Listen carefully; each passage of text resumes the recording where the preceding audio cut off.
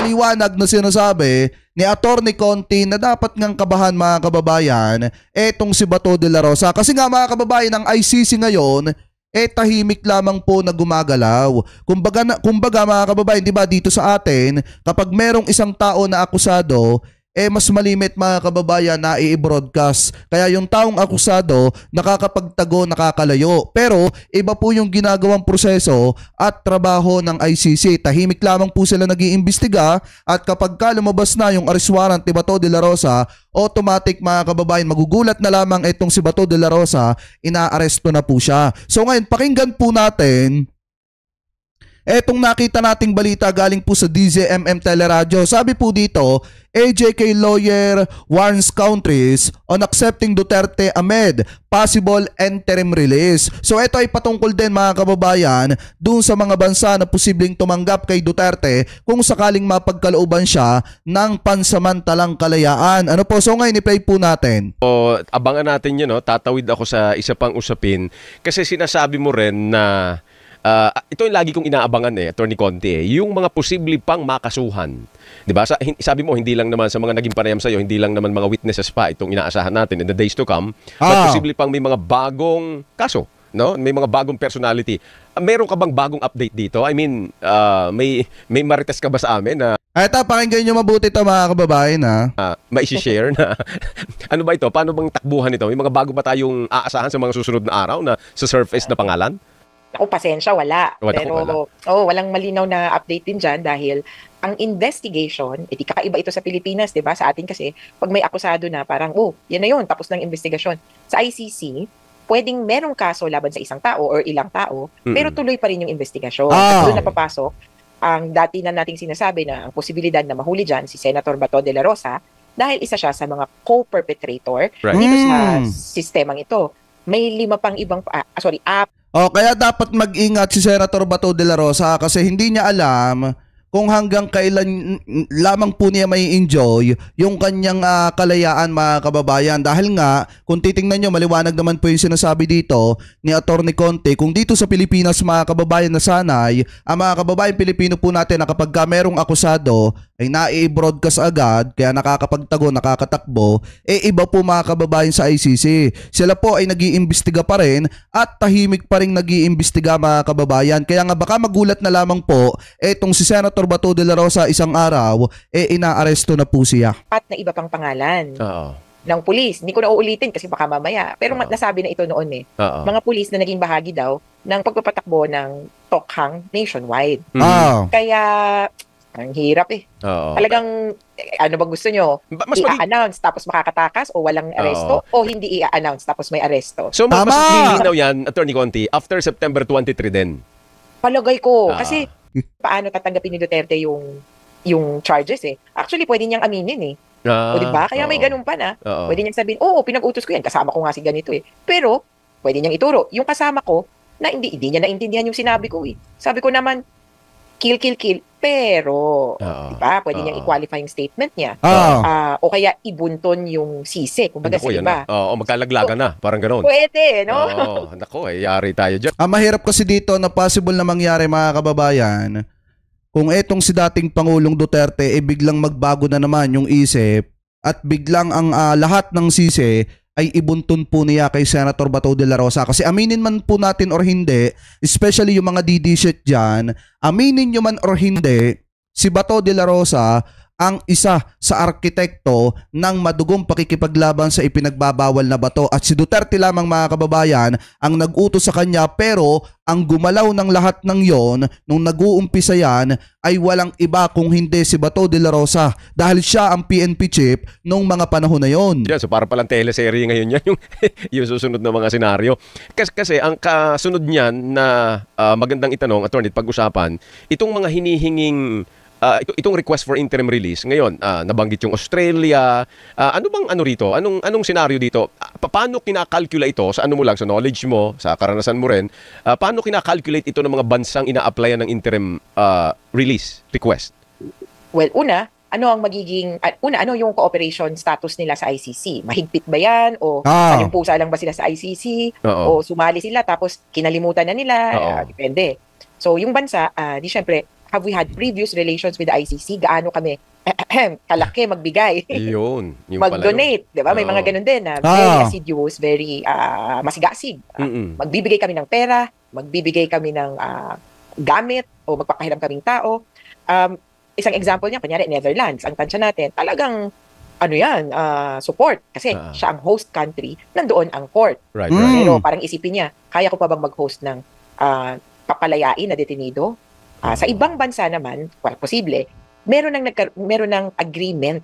At saka tandaan nyo mga kababayan na kung bakit hindi mapagkalooban ng interim release or possible na hindi makatanggap ng interim release etong kampo ni dating Pangulong Duterte. Dahil nga mga kababayan, kung iisipin din po natin, tama yung sinasabi ni, kung matatandaan nyo kagabi na talakay natin yan, tama yung sinasabi ni Professor Antonio Contreras na kung saan, paano nga naman bibigyan ng pansamantalang kalayaan itong si Duterte kung ang pinapalabas nga ng kanyang mga kaalyado, mismong ng kanya ding pamilya at ng kanyang mga taga-suporta, si Digong ay kinidnap mga kababayan. So sino ba naman ang uto-uto na kinidnap na babalik doon sa kidnapper? So ngayon kung iisipin po natin yung ganong senaryo, yan yung isa sa mga dahilan kung bakit malabo na mapagkalooban mga kababayan ng pansamantalang kalayaan, eto pong si dating Pangulong Duterte. Kaya nga kung meron man dapat sisihin dyan, yan yung mga kaalyado ni Digong, yung pamilya ni Digong na sinasabi at pinapalabas sa Pilipinas na kinidnap etong si Duterte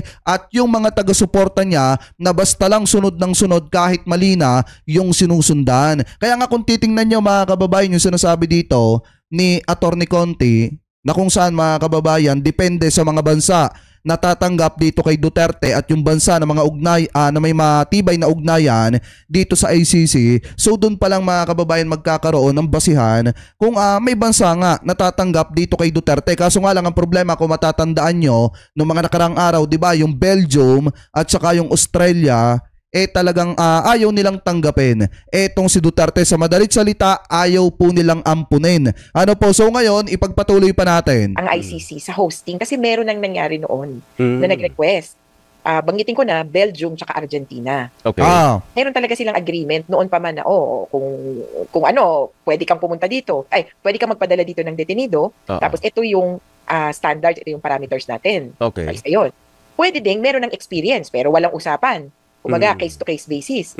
France tsaka Congo, nag-host na rin dati. So, pwedeng ganon. So, it's different shades of cooperation. Pero ang pangalawang layer ay, paano mo paninindigan kung sakaling magbigay na ng kondisyones? Pwedeng, di ba, sabi nga nila, the body is willing, but the spirit is weak. Yes. Yan problema. Ang isa pa dyan, mga kababayan, kung sakali mang may bansa na tumanggap kay Duterte, napakarami pa rin pong kondisyones ng International Criminal Court dun sa mga bansang yon. Dahil nga mga kababayan, alam nyo naman na bago mapagkalooban ng isang tao ng interim release, kailangan may mga kondisyones muna na ilalatag mga kababayan ang International Criminal Court, especially dun sa bansa na possible na ampon kay dating Pangulong Duterte. So ngayon, sa isang bansa mga kababayan, kung marami pang kondisyones ang International Criminal Court, talagang tatanggihan at tatanggihan po nila yan ng paulit-ulit kasi isang malaking abala yan mga kababayan, lalo na itong si dating Pangulong Duterte hindi naman po magaan yung kaso, kung hindi napakabigat mga kababayan. Ano po, so ngayon ipagpatuloy pa natin. Sasabihin na, sige, yung taong ito na gustong lumabas ay may sakit, kaya mo bang dalhin yan sa isang lugar na may access sa ospital, sa espesyalista, sa ganito, sa ganyan? Yes. Baka naman ako, sorry, wala pala kaming ganyan. O kaya, pwede ding maging factor ang, ano ba ang hiling nung depensa or nung detenido? Gusto niya ba malapit sa dagat o kung sa mas mainit na lugar? Yung ganun, depende din yan sa health situation. Lalo ang dating Pangulo, di ba? 80 years old. 80 years old. So, matanda na. magsasalimbayan yan yung gaano ang kahandaan ng bansa, ano ang kondisyones nung detenido, nung akusado, at isama na natin yung gaano sila, hindi lang basta kahanda, o kung gaano kahanda, kundi gaano nila ipapatupad ng mahigpit yung mga kondisyones. Right. Kasi may isang kondisyon dyan, usual ito, mag-surrender ng passport at limitahan yung pupuntahan. Paano kung kunyari, dumating sa bansang yon, sinurrender nga yung passport, nag-road tour naman, pumunta sa kung saan-saan, parang anong gagawin ng bansa kasi ibibigay sa kanya. At saka tandaan nyo do sa mga bansa na possible na ampon kay dating Pangulong Duterte kung sakali na mapagkalooban po ito ng interim release, tandaan nyo po kapag ka nasa bansa nyo si dating Pangulong Duterte, manggugulo dyan yung mga DD-shit, magrarali-rali katulad po ng ginagawa nila dito po sa dahig mga kababayan. Alam nyo naman kung nasa saan yung puon po nila, naandudun din po sila. Kaya nga kung titingnan nyo mga kababayan, eto nung nakulong, etong si dating Pangulong Duterte dyan po sa International Criminal Court, tingnan nyo yung pinaggagawa ng mga taga-suporta nitong si Digong. Halos ginawa ng park mga kababayan yung isang lugar na malapit po dyan sa International Criminal Court. Kaya nga po yung mga bansa na gustong umampon or nagbabalak na ampunin itong si dating Pangulong Duterte, pag-isipan nyo po ng maraming beses. Dahil unang-una, pag inampun nyo po yan, pag pumayag kayo na dyan nasapin ni dating Pangulong Duterte yung kanyang pansamantalang kalayaan, asahan nyo na yung mga DD-shit magrarally po sa inyong bansa at manggugulo po yung mga yan dyan. Yung mga tahimik ninyong lugar, gagawing park ng mga yan. Ngayon So sasabihin, uy, rendahan mo yan. Pag sinabi nung hindi ko naman mapigilan. Hindi ko na nga mahanap. Attorney, yung implementation ay importante. Doon ba sa nation state na tumatanggap ng ganyang responsibility, ano ang malaking pakinabang nila from ICC? Goodwill. Goodwill. Parang good shot ka dito sa ICC. At depende yun sa lang. agreement, posibleng bigyan ka ng some of the budget. Okay. Yung gano'n, yung lipad, kami ang sasagot, sasabihin ng ICC, may budget kami dyan. Pero yung tirahan kayo na. Kaya, hindi ko rin masabi na, kumbaga, monetary lang, kasi magkakaroon ng expense yung bansa. Right. Pero that's one. Grabe, no? Kaya mas goodwill o kaya yung parang pagpapakita na suportado ko ang ICC, mas gano'n ang ipinapakita or magiging ganansya ng bansa. And stepping back, kumbaga, hindi na lang to sa pagitan ng ICC at saka ng bansa sa pagitan ito ng bansa at ng 124 other countries ng ICC. And even the non-members. Pagpapakita dito na, okay akong kausap. At kaya kong magpatupad ng isang international legal order. Ayun. Pakita nyo, maayos ang bansa ko, at sumusunod kami sa human rights. Ayun. Tama. Kasi, yung tanong na yun, attorney, it is related doon sa naging usapin din the past days na natatanong yung issue na hindi kaya maka-impluwensya ang pamilya Duterte, natanong ito sa Vice President kay Sara Duterte, sa bansa kung sakaling may bansang mag-agree ng interim release at sila yung kumupkop, yung extent ng influence ng Vice President ng Pilipinas. And she's saying, imposible yun. Pilipinas lang ako. Hindi ako makaka-impluwensya. Ano tingin mo doon? Two ways yan. Hindi porket Vice President ka, hindi ka kikilalanin ng iba. Exactly. Tama. Yung ina-offer mo or inaalok mong kakanlungin ay dating presidente. Exactly. Kung forward-looking pa tayo, si VP Sara ay potential president of the Philippines. Exactly. Diba? Kaya kung forward-looking ka, naku, paghandaan na natin. Kaya hindi ko po kumbaga isa-sideline yung ganun yung kumbaga kapangyarihan. Pero at the same time, mas makaka-apekto yun dun sa bansa rather than the ICC. Ang papayag yung bansa. Kasi yung ICC, sa totoo lang, parang lang siya, ang titingnan niya yung batas.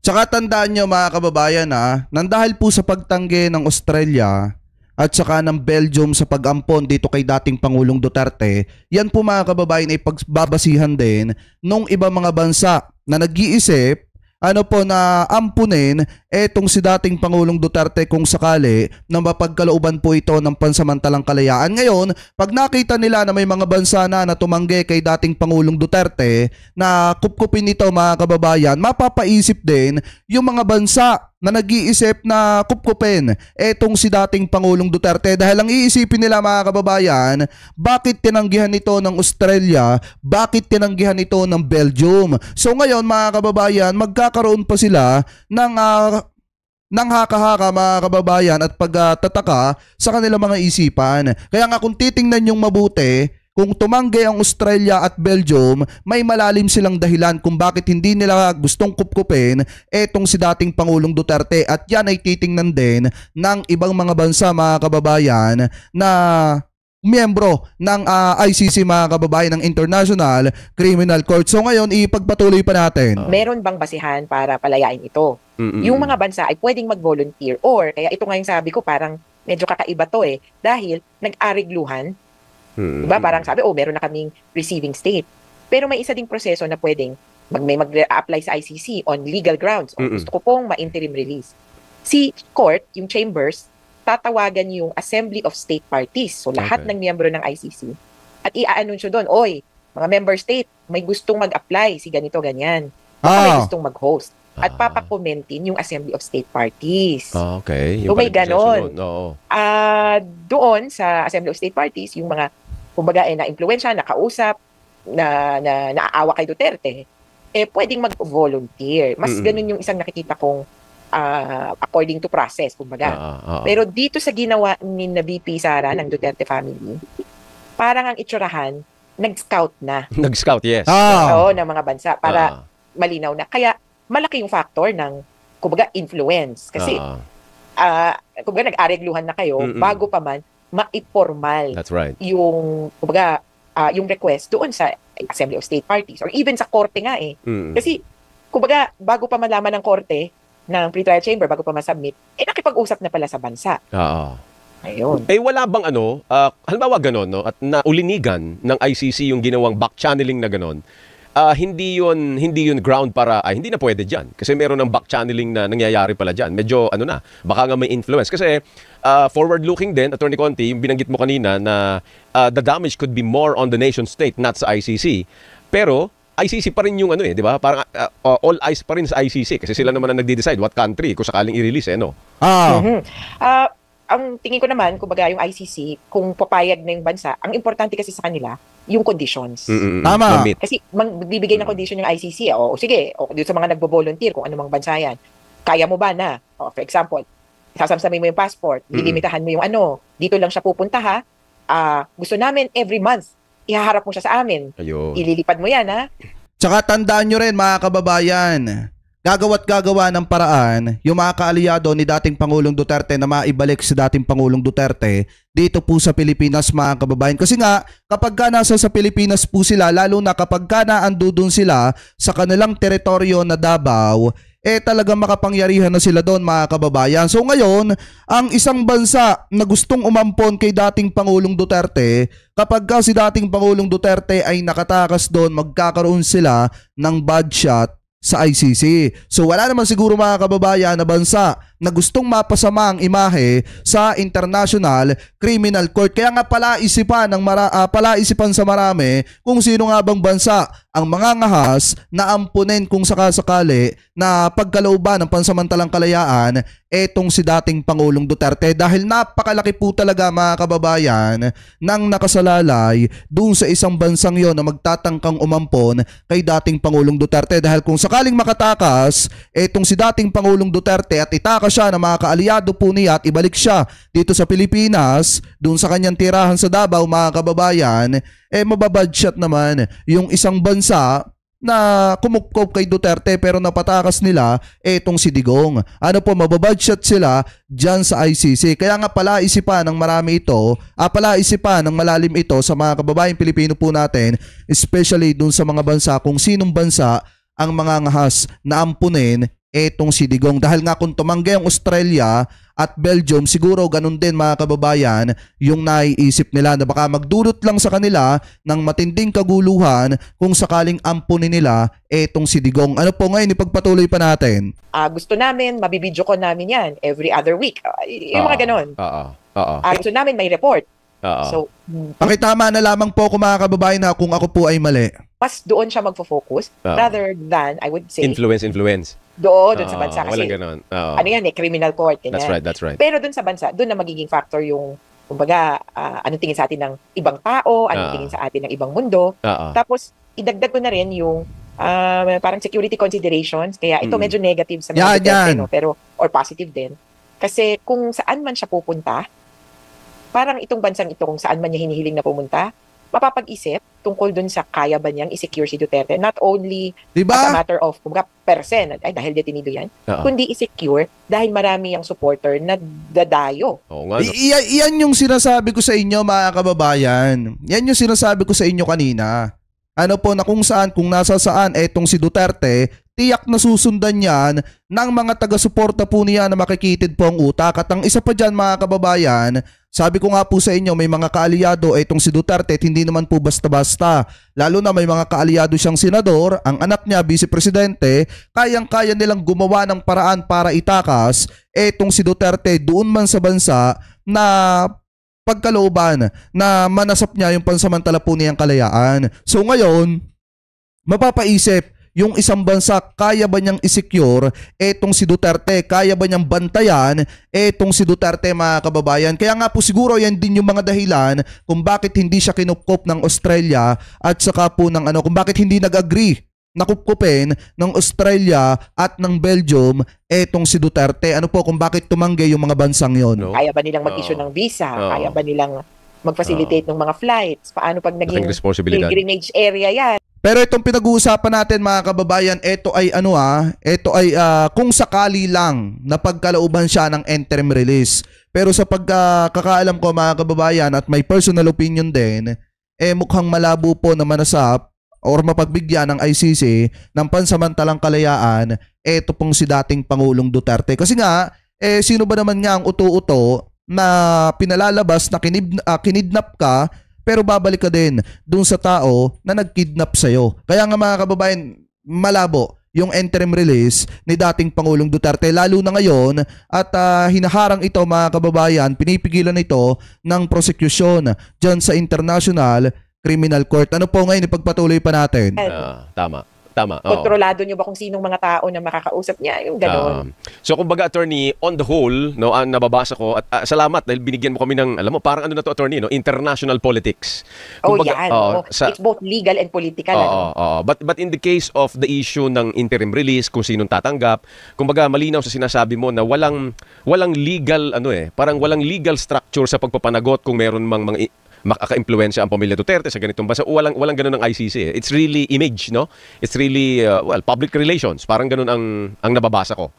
Oo, tapos mas yung condition lang kasi yung sa batas, dun sa legal, may 3 batayan naman yung ICC. Palalayain namin kung sisiguraduhin sisipot ka, hindi mo i-obstruct or i-endanger yung proceedings at hindi na yung akusado or yung suspect hindi nagagawa ng dagdag na krimen. Yeah. Yun yung focus nila. Pero kung saan mang bansa yan, bala na kayo, kumbaga.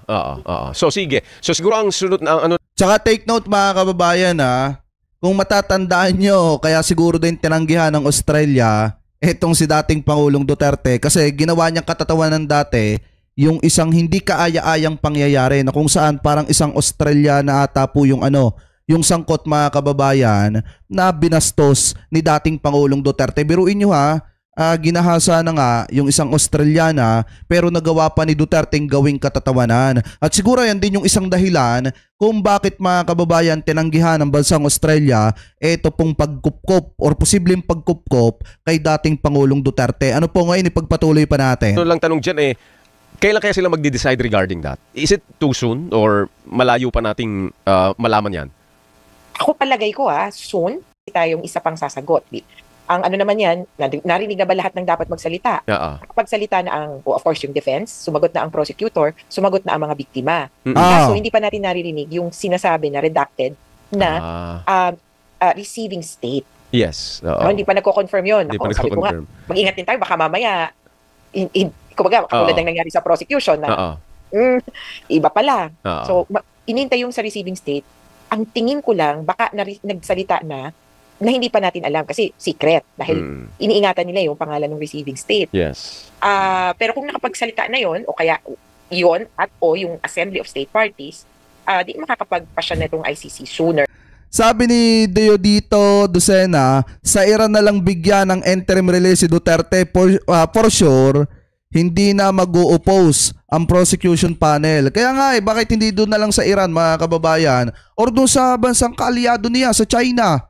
Di ba total naman, mga kababayan, sinasabi ni Duterte na may dugo siyang Chinese. So doon na lamang po siya, mga kababayan, humingi or mag-request ng pansamantalang kalayaan daw sa China. Rather than later.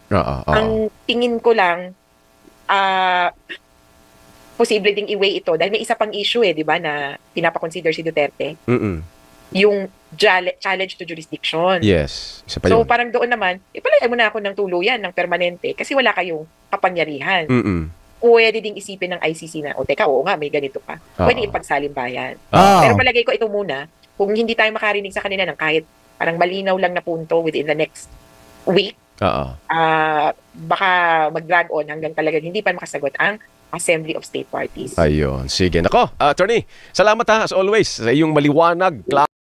So yan, cut na natin dyan mga kababayan. Kung titingnan nyo, yung sinasabi dito ni Atty. Conti na talagang tumatak mga kababayan sa atin, yung pag-iimbestiga ng International Criminal Court ng tahimik. Kasi nga naman mga kababayan, ano ba ang gusto ng mga kababayan Pilipino po natin? Yung may broadcast pero walang aresto, or yung may aresto pero tahimik lang mga kababayan. Kaya nga kung titingnan nyo kung ano yung nangyari kay dating Pangulong Duterte nung siya ay naaresto, possible na ganyan din ang mangyari kay Bato de la Rosa at nung iba pa na mga sangkot mga kababayan sa madugong pakikipaglaban ng Duterte administration sa ipinagbabawal na bato. Kaya nga baka magulat na lamang po isang araw etong si Senator Bato de la Rosa mga kababayan arestuhin nang wala po siyang kaalam-alam. At saka ang isa pa dito mga kababayan, yung bansa na possible na tumanggap kay Duterte kung sakali mapagkalooban po ito ng interim release. Marami mga kababayan kasing kondisyones. At ang isa pa dito yung pagbabantay kay dating Pangulong Duterte nung bansang posibleng kukup-kup po sa kanya. Dahil nga ang mga taga-suporta nitong si Digong, kung nasa saan si Digong, sumusunod yung mga taga-suporta po niya. Kaya nga hindi na rin nakakapagtaka mga kababayan kung sakaling halimbawa nasa pen ni Duterte yung kanyang pansamantalang kalayaan sa China, hindi na rin nakakapagtaka na sumunod doon itong si Harry Roque at doon naman po mag-apply ng asylum po sa bansang China. Kasi nga ang katuwiran ni Harry Roque kung nasa saan si Duterte, na andudon din daw po siya at hindi siya uuwi ng Pilipinas hanggat hindi po niya naiibalik sa Pilipinas, ito pong si dating Pangulong Duterte. So ngayon, maraming dapat isalang-alang yung isang bansa na gustong kumupkop kay dating Pangulong Duterte dahil nga mga kababayan, marami pong mga kondisyones na ilalatag ang International Criminal Court. Kaya siguro yan din yung mga dahilan kung bakit tumanggi ang Australia at saka po ang Belgium. Pero anyway, mga kababayan, kung kayo po ang tatanungin ano po masasabi ninyo, hingil po sa naging paliwanag na ito ni Atty. Conti about po mga kababayan sa posibleng pag-aresto kay Senator Bato de la Rosa at yung tahimik na pag-iimbestiga ng International Criminal Court mga kababayan. At ano rin po ang komento ninyo hingil po dun sa dapat isalang-alang ng mga bansang posibleng tumanggap po kay dating Pangulong Duterte kung sakaling mapagkalooban ito ng pansamantalang kalayaan. Comment below na lamang po mga kababayan kung ano po masasabi nyo hingil po sa topic na yan.